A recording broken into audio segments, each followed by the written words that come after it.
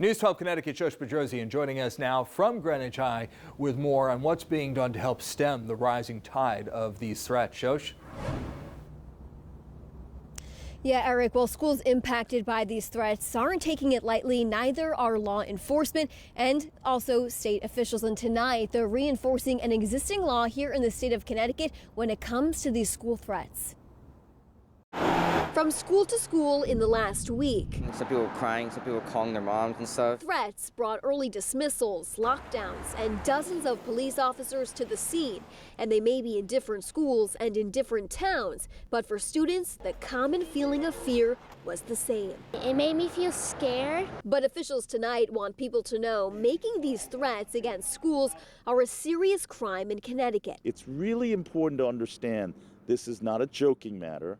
It is not one where you're just kind of messing around.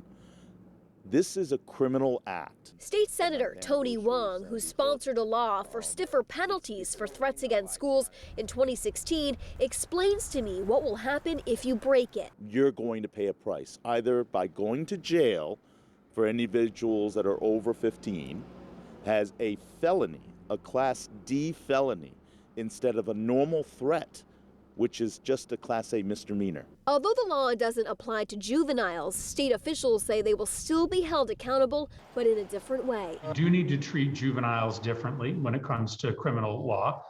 Some of these kids are going through significant traumas, have significant mental health difficulties.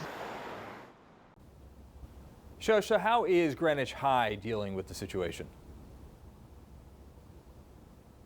So, Eric, this situation has caused a lot of stress and anxiety for the community here. Greenwich Public Schools sends a letter out to parents saying there will be an increased police presence here tomorrow. They'll also be adding additional counseling services for students as well.